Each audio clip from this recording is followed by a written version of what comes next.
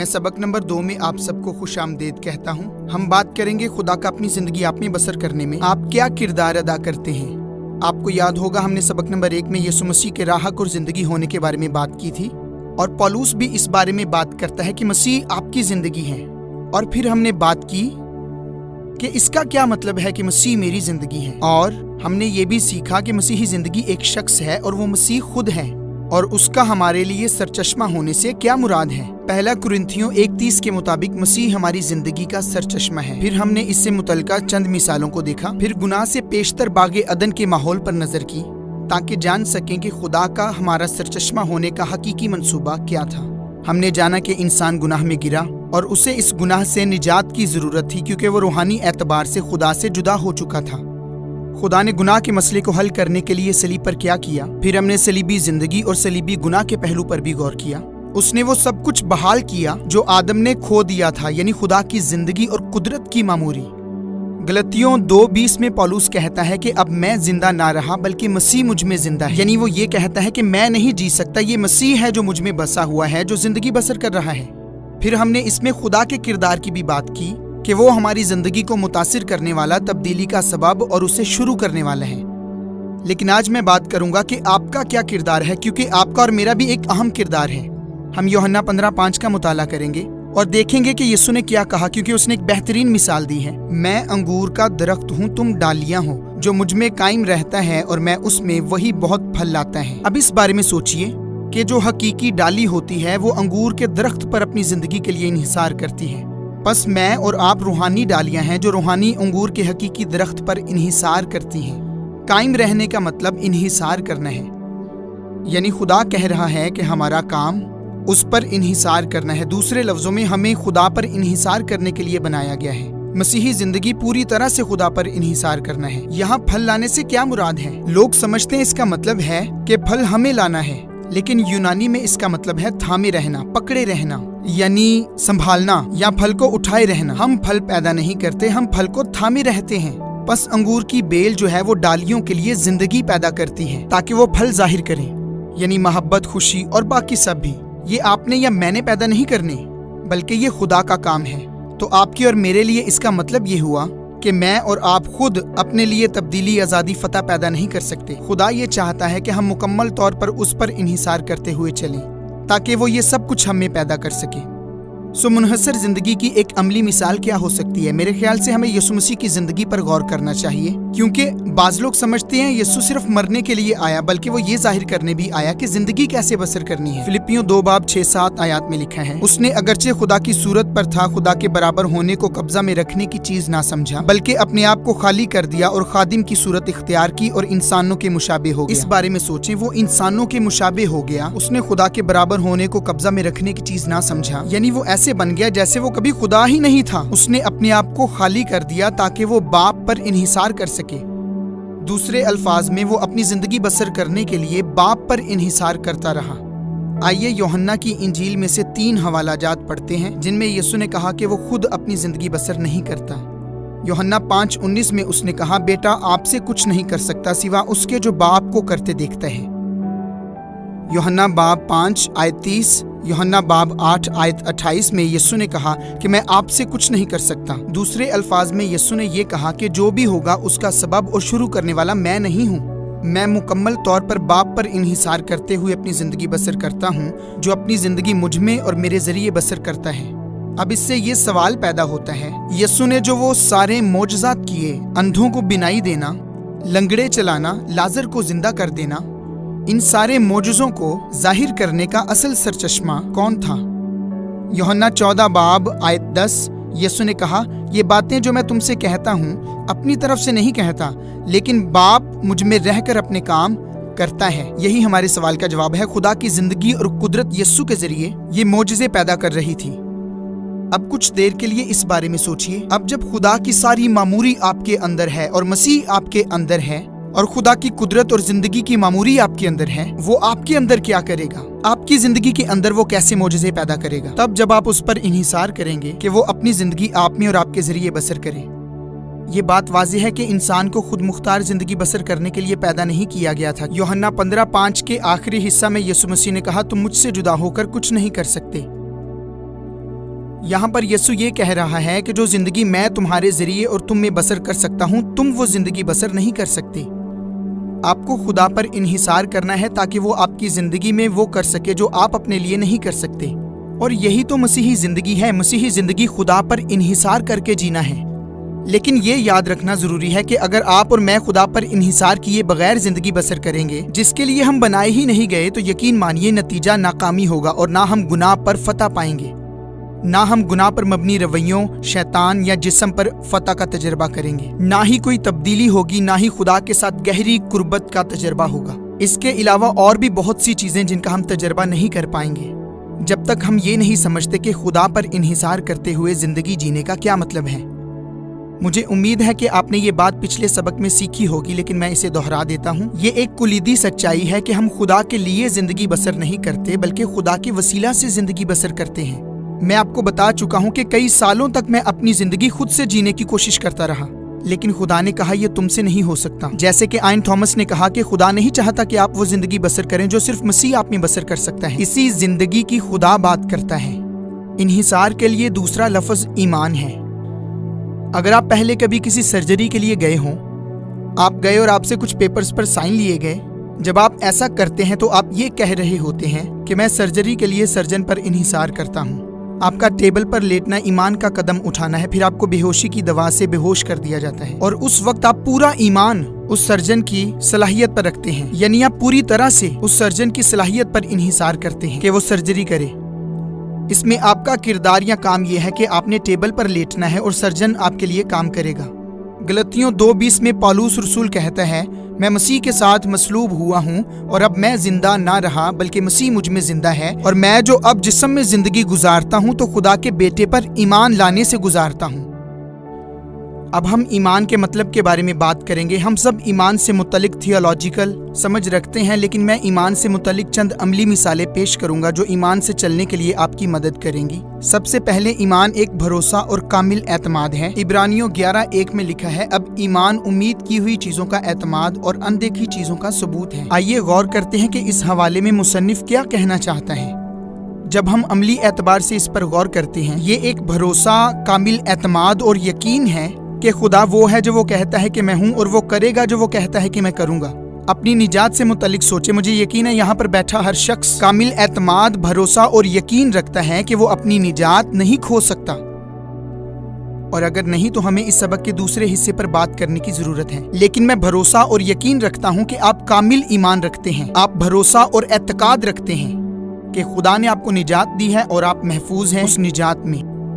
एक और ईमान की तारीफ जो मैं इस्तेमाल करता हूँ कि ईमान एक तहरीक और कामिल एतकाद है, और मुझे ये पसंद है क्योंकि पौलुस रोमियो 4:21 में अब्राहम के बारे में बात करते हुए कहता है कि उसको कामिल एतकाद हुआ, जो कुछ उसने वादा किया है वो उसे पूरा करने पर भी कादिर है। मैं यहाँ आपके सामने कह सकता हूँ मुझे कामिल एतकाद है, जबकि मुझे नहीं है और मेरे ख्याल से आपको भी नहीं है। हम इस अमल में है कि हमारा एतकाद कामिल हो कि खुदा कौन है, वो क्या करेगा और वो हमारी जिंदगी में क्या करने का वादा करता है। फिलिपियों 1:20 में पौलुस कहता है कि मैं खुदा से तवक्को करता हूँ कि वो मेरी कमाल दिलेरी का बाइस बने। कितनी जबरदस्त पुरएतमाद तवक्को है कि खुदा खुद मेरी दिलेरी है। हम जब एतमाद पर गौर करते हैं, माफ कीजिएगा, जब हम इस पर गौर करते हैं कि हमारे ईमान की तहरीक और कामिल एतकाद ये है कि खुदा हमारी जिंदगी में वो सब कुछ पैदा करेगा जिसका वो वादा करता है।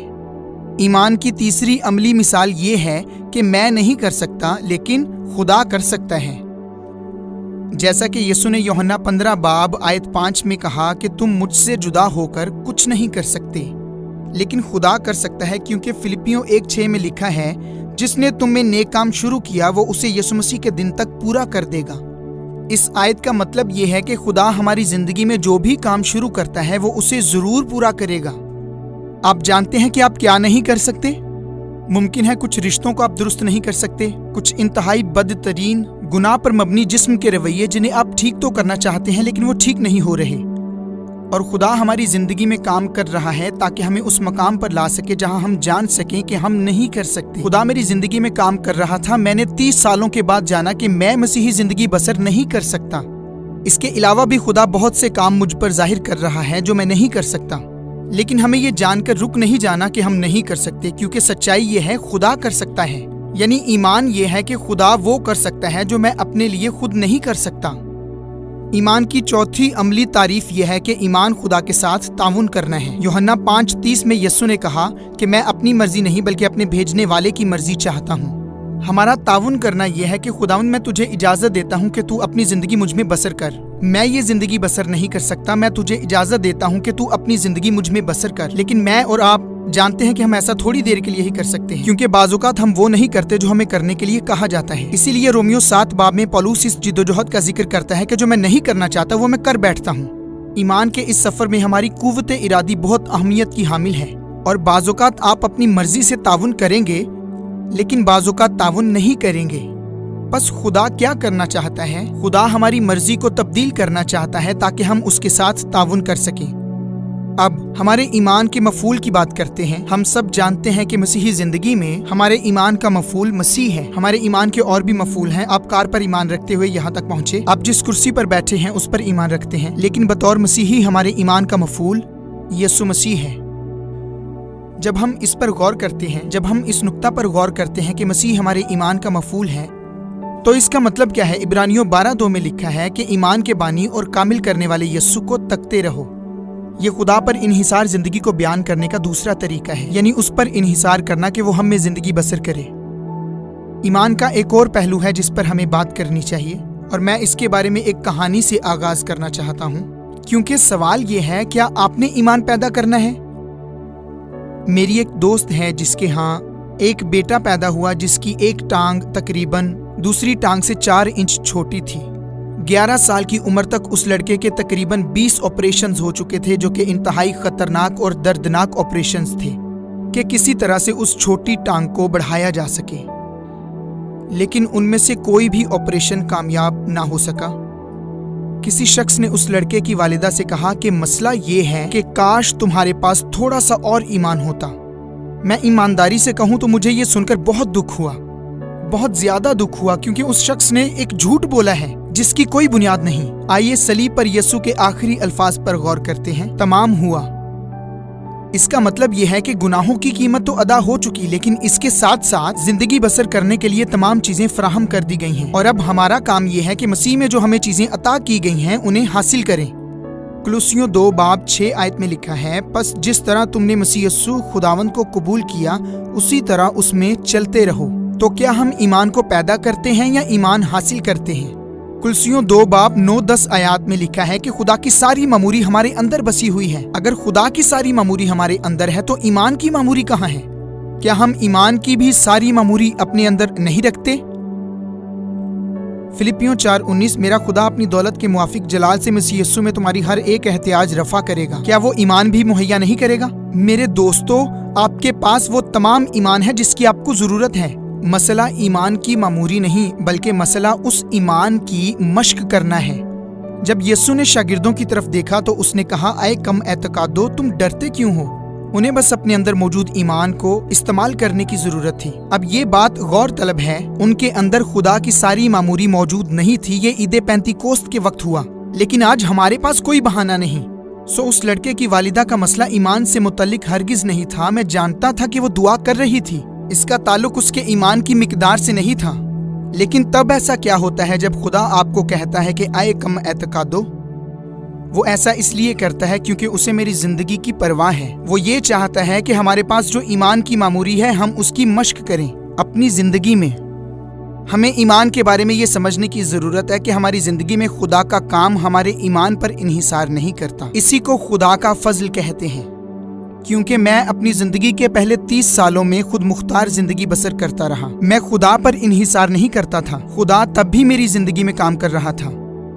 لیکن میں آپ کو بتاؤں، گزشتہ 11 سالوں سے میں متواتر یہ کہتا رہا، خداوند میں چاہتا ہوں تو اپنی زندگی مجھ میں بسر کر، میں چاہتا ہوں تو اپنے وعدے مجھ میں پورے کر، اور میں چاہتا ہوں تو اپنی روحانی منزل میرے ذریعے اور مجھ میں پوری کر۔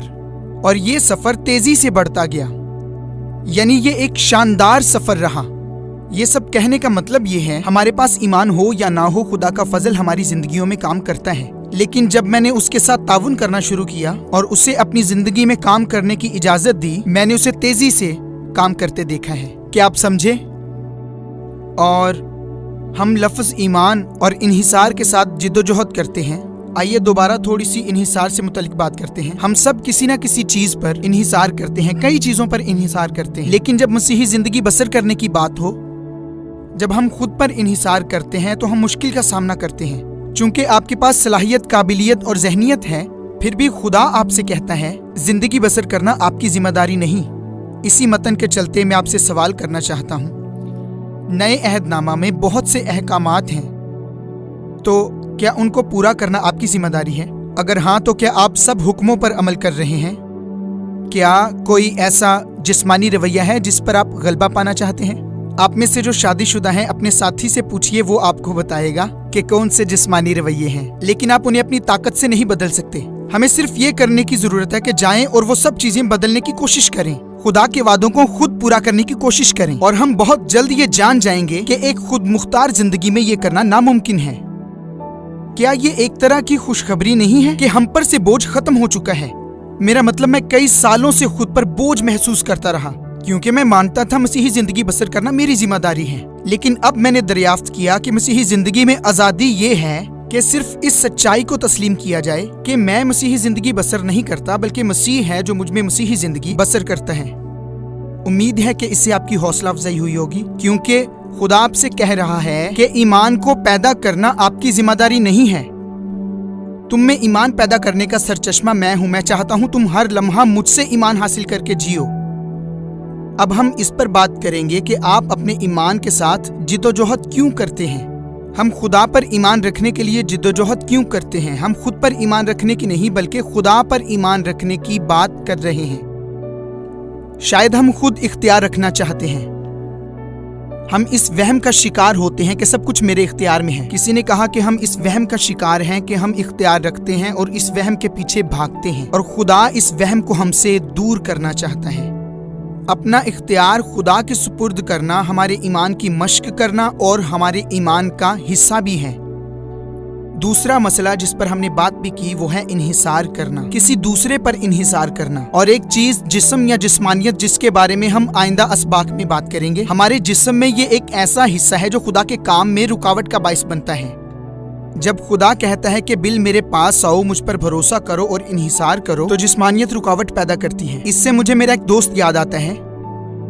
वो यहीं सैन एंटोनियो के करीब कहीं रहा करता था। वो एक रिटायर्ड डेंटिस्ट था। वो अपने काम में इतना अच्छा था, उसकी रिटायरमेंट के बाद भी लोग उसके पास आते और पूछते क्या आप हमारे दांतों का इलाज करेंगे। उसने एक बिजनेस कार्ड बना रखा था जिस पर लिखा था जी नहीं, लेकिन पूछने का शुक्रिया।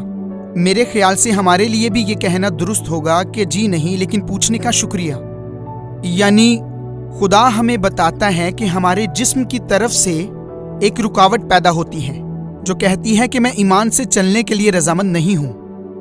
हम जब इस हकीकत के बारे में बात करते हैं कि अपनी सारी जिंदगी हम अपनी जिंदगी के तमाम मसाइल को अपनी सलाहियत, काबिलियत और जहनियत के जरिए हल करने की कोशिश करते हैं, और अब खुदा कहता है जी नहीं, लेकिन पूछने का शुक्रिया। दूसरे अल्फाज में वो ये कह रहा है कि अपनी सलाहियत और काबिलियत एक तरफ रख दो, क्योंकि मुझे उसकी जरूरत नहीं है, मैं अपनी सलाहियत से करूंगा। इसका मतलब ये नहीं कि आपने इनका इस्तेमाल नहीं करना, खुदा इनके जरिए आपकी जिंदगी में काम करेगा। लेकिन अगर खुदा या आप अपनी जिंदगी में कुछ पैदा करना चाहते हैं तो उसकी सलाहियत आपके पास मौजूद नहीं है। बस खुदा ये कह रहा है कि मेरे पास आओ, खुद पर नहीं, मेरी काबिलियत पर भरोसा करो, मैं तुम में वो काम करूंगा जो सिर्फ मैं कर सकता हूं। तो ईमान के जिस मसले पर हमने बात की है, सच्चाई ये है कि हम में से हर कोई ये जानता है, किसी के लिए भी ये बात नई नहीं है। जब मैं बहुत से मसीहियों पर नजर करता हूँ, मैं काउंसलिंग करता हूँ शादीशुदा जोड़ों की, और इनफरादी तौर पर भी, मुझे वो ईमान पर चलते हुए नजर ही नहीं आते। अभी मैं कल ही एक जोड़े से मिला था, वो दोनों मेरे पास आए। वो दोनों ही 10-15 सालों से मसीही थे। उनकी शादी एक अजीब सूरत हाल का शिकार थी। वो समझ नहीं पा रहे थे कि हमारी शादीशुदा जिंदगी में क्या हो रहा है। बीवी शोहर को और शोहर बीवी को ठीक करना चाहता है, और इस तरह से हम समझते हैं मामला ठीक हो जाएंगे, जबकि ये सिर्फ एक वहम है, क्योंकि उस रिश्ते का मसला दाएं से बाएं जानिब नहीं बल्कि अमूदी है, नीचे से ऊपर की तरफ। तो मैंने उन दोनों से ईमान की बात करना शुरू की। उन्होंने कहा हम ईमान के बारे में समझते हैं, हमें ये बताएं हम करें क्या। आपने देखा वो कारकर्दगी पर मबनी जहनियत रखते थे कि हमें भी कोशिश करनी है, اور ہمیں بھی کچھ کرنا ہے۔ تو میں نے ان کو جو ہوم ورک دیا وہ یہ تھا، میں نے اس شوہر سے کہا خداوند پر بھروسہ کرو کہ وہ تمہارے ذریعے غیر مشروط طور پر تمہاری بیوی سے محبت کرے، اور میں نے اس کی بیوی سے بھی کہا کہ تم خدا پر بھروسہ کرو کہ وہ تمہارے ذریعے غیر مشروط طور پر تمہارے شوہر سے محبت کرے۔ وہ خود یہ غیر مشروط محبت پیدا نہیں کر سکتے تھے، مطلب انہیں یہ نہیں کرنا تھا کہ انہیں 10 یا 14 اصولوں پر عمل کرنا ہے کہ کیسے اپنی بیوی سے محبت کرنی ہے۔ انہیں صرف یہ کرنا تھا کہ ایمان سے یہ کہنا تھا کہ خداوند میں تجھ پر بھروسہ کرتا ہوں کہ میرے ذریعے غیر مشروط طور پر میری بیوی سے محبت کر۔ میں آپ سے ایک کہانی بانٹنا چاہتا ہوں جو کسی شخص کے بارے میں ہے، جو اس نے خود مجھے بتائی، اور یہ اس کی ازدواجی زندگی کے بارے میں ہے۔ وہ ایسی صورتحال میں تھا جہاں اسے لگتا تھا اس کی شادی شدہ زندگی میں سب ٹھیک ہے، اور اس نے میری کچھ کلاسز میں آنا شروع کیا جس میں مرد حضرات کو سکھا رہا تھا، اور میں نے انہیں ہوم ورک کے طور پر کچھ اسائنمنٹس دیں کہ وہ گھر جائیں اور اسائنمنٹس پہ کام کریں، لیکن وہ پوچھنے لگے ہم یہ کیسے کریں؟ میں نے کہا خداوند پر بھروسہ رکھیں اور کہیں خداوند میرے ذریعے میری بیوی سے محبت کر۔ کلاس میں ایک ایسا شخص جسے آخر پر میری باتوں کی سمجھ آئی، اور میں کلاس میں ایسے شخص کو ڈھونڈنے کی کوشش کرتا ہوں جسے میری باتوں کی سمجھ نہیں آئی، وہ گواہی دینے کے لیے واپس آیا اور اس نے کہا کہ میری بیوی 1 ہفتہ پہلے سامان پیک کر رہی تھی اور گھر چھوڑنے کو تھی، لیکن کل ہماری شادی کی سالگرہ ہے، اور جب میں نے یہ دریافت کیا کہ میں اپنی بیوی سے محبت رکھنے کی قابلیت ہی نہیں رکھتا، تو میں نے خداوند سے کہا کہ وہ میرے ذریعے میری بیوی سے محبت کرے۔ اس نے مجھے بتایا کہ میری شادی شدہ زندگی کے پہلے سال میں وہ میرے لیے ٹوتھ برش پر ٹوتھ پیسٹ لگا کر اپنی محبت کا اظہار کیا کرتی تھی۔ سننے میں یہ عجیب لگتا ہے، لیکن اس نے دوبارہ 9 سالوں میں ایسا نہیں کیا، اور میں وہی دعا کرتا رہا، بار بار کرتا رہا، اور اس دعا کے تیسرے روز کیا ہوا، میں نے دوبارہ ٹوتھ برش پر ٹوتھ پیسٹ دیکھی، اور اس نے کہا کل وہ گھر سے جانے کے لیے سامان پیک کر رہی تھی، لیکن اب ہم شادی کی سالگرہ منانے کے لیے اپنا سامان پیک کر رہے ہیں۔ آپ نے دیکھا، ہم اپنی صلاحیت کی بات نہیں کر رہے، بلکہ ہم یہاں خدا کی صلاحیت کی بات کر رہے ہیں۔ یہ سمجھنا بہت مشکل ہے، کیونکہ ہم یہ خود مختار زندگی بسر کرتے آئے ہیں، اور یہاں پر مجھے ایسا لگتا ہے کہ یا تو لوگ ایمان کو سمجھے ہی نہیں ہیں، یا پھر وہ تبدیلی کا تجربہ کرنے کے لیے زیادہ دیر تک ایمان سے چلتے ہی نہیں ہیں۔ اور ہم اگلے سبق میں بات کریں گے کہ خدا مافوق الفطرت طور پر کام کرتا ہے۔ آپ یا میں یہ پیدا نہیں کر سکتے۔ مجھے اس بارے میں یہی پسند ہے، کاش میں اس کی وضاحت پیش کر سکتا۔ میں صرف یہ جانتا ہوں کہ میں 30 سالوں تک ایک خود مختار زندگی بسر کرتا رہا، جو خوف، پریشانی اور احساس کمتری سے بھری ہوئی تھی، اور تحریک کے اس سفر کے دوران خدا مجھے میری پہچان سے متعلق تحریک دے رہا تھا۔ میں یہ نہیں بتا سکتا اس نے کیسے کیا، گواہ کے طور پر میں آپ کو صرف اتنا بتا سکتا ہوں کہ وہ میرے اندر کچھ ایسا کر رہا ہے جو میرے خیال سے اور درخواست سے بھی بڑھ کر ہے۔ تو میں چاہتا ہوں آپ ایمان کے اس مسئلے پر غور کریں، خدا سے کہیں کہ وہ آپ کو اس کے بارے میں گہرا مکاشفہ دے۔ جیسا کہ میں نے کہا، یہ کوئی ایسا لفظ نہیں جسے آپ جانتے نہیں۔ کیا سچ میں یہ ایمان آپ میں وہ پیدا کر رہا ہے جو آپ چاہتے ہیں؟ کیا یہ آپ کے اندر خوشی اور تکمیل کو پیدا کر رہا ہے؟ کیا یہ گناہ پر مبنی رویوں سے آپ کے لیے آزادی پیدا کر رہا ہے، یا پھر اس میں کسی قسم کی کوئی کمی ہے؟ اور اگلے سبق میں ہم ایمان سے چلنے کے بارے میں بات کریں گے۔ ایمان سے قدم اٹھانا کیسا لگتا ہے؟ جب میں ایمان سے قدم اٹھاتا ہوں تو کیا ہوتا ہے؟ مجھے امید ہے آج آپ نے حوصلہ افزائی حاصل کی ہے، کیونکہ خوشخبری یہ ہے، یہ آپ پر انحصار نہیں ہے۔ عظیم خبر یہ ہے، ہمارے اندر ایک روحانی بیل بسی ہوئی ہے، اور ہم اس بیل پر انحصار کر کے جیتے ہیں، اور اس بیل سے حاصل کرتے ہیں، اور اس کی زندگی اور قدرت ہمارے ذریعے اور ہمارے اندر بہتی ہے، اور ایک شاندار زندگی پیدا کرتی ہے، یعنی کثرت کی زندگی۔ مجھے امید ہے کہ آپ نے برکت پائی ہے۔ میں چاہوں گا کہ آپ اس ہفتہ اس سبق کو دوبارہ پڑھیں۔ اس سیریز کا سب سے اہم ترین حصہ ہم سب کا یہاں پر اکٹھا ہونا اتنا ضروری نہیں ہے جتنا یہ ہے کہ ہر روز سبق کو پڑھا جائے اور خدا سے بات چیت کرنے والے حصہ پر جائیں، جہاں آپ خدا سے مکاشفہ کی درخواست کرتے ہیں، ورنہ یہ سارا مطالعہ ذہنی مشق کے سوا کچھ نہ ہوگا۔ اس ہفتے میں آپ کی حوصلہ افزائی کرتا ہوں آج کے مطالعے سے متعلق۔ آئندہ ہم جب ایمان کے اقدام کے بارے میں بات کریں تو خدا کو دعوت دیں کہ وہ آپ کو گہرا مکاشفہ عطا کرے۔ آپ کا شکریہ۔